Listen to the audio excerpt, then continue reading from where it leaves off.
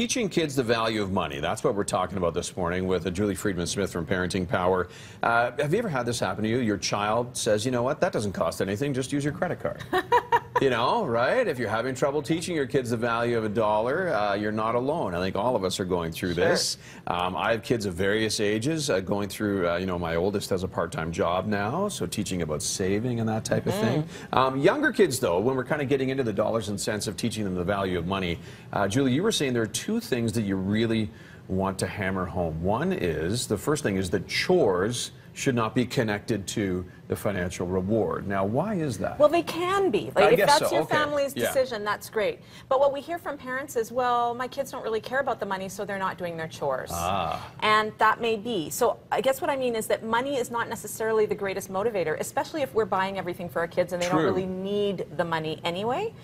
The chores still need to get done. That's part of the responsibility. Yeah, somebody's got to take out the garbage, right? Exactly. And so it's important, you know, if parents say, well, you know, they're not motivated by money, so I guess they won't do any chores. No. Chores need to be set at a certain time and day, and then when the chores are done, then you can go and you can have the Wi-Fi password, or then you can get on the computer, then you can go visit your friends. So just because money isn't the motivator doesn't mean that the chores fall off the wagon.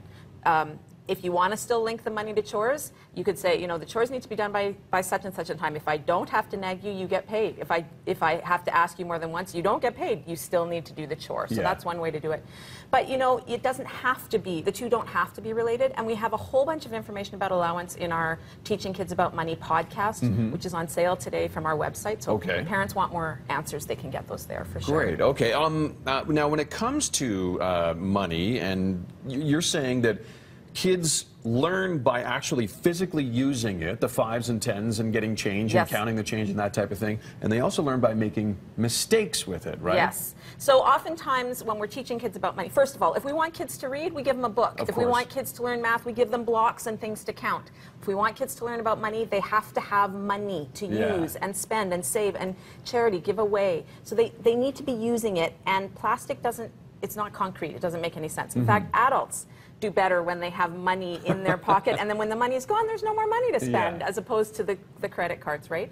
So we want kids to be handling money, realizing that when they pay for it, oh, I have less now than I had then. So for sure we can get to plastic money with kids, but when we're teaching them when they're young, they need to have the real thing. The real thing. Okay. Now, when should you be starting this for kids? You know, you can start playing with money at 3 and 4. Preschoolers are great at sorting things. So that's a perfect time to take this big pile of change from the change jar and sort it into dimes and nickels and quarters. And then you can say 4 of these quarters make 1 loonie, and you can start playing trade games. You know, I'll trade you this loonie for these 4. So they start to learn how the money adds up.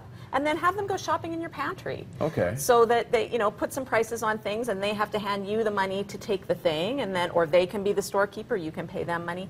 So it's that process of playing and using it. Using it, right? And they have to use it, and they have to make a mistake and say, okay, I'll give you 4 of the loonies for that 1 quarter, and you're like, whoa, okay, well, you ended up with a lot less. The other mistake that they get to make is when they've saved up some money. So you give them some money, maybe you give them a few dollars, and they get to spend that however they want. And until they spend it on the wrong thing, they don't learn. Oh, shoot, I spent all that money now, and now I really want this, but I don't have any. So unless they're spending it on, you know, guns or poison or things that you really don't want in your house, allow them to make those mistakes so that they learn and they feel a little bit, oh, I wish I hadn't spent that because I really want this thing now. I want that piece of candy, but I bought this stuffy. Exactly. Instead, right? There you go. If people want to find out more about Parenting Power, how do they do that? ParentingPower.ca or Facebook.com/ParentingPower. And the podcast you mentioned, is it via iTunes, or is it? They can download it from our website, and it's on the front page of the website. There you go. Good stuff. All right. Thanks, Julie. Great to chat with you as always.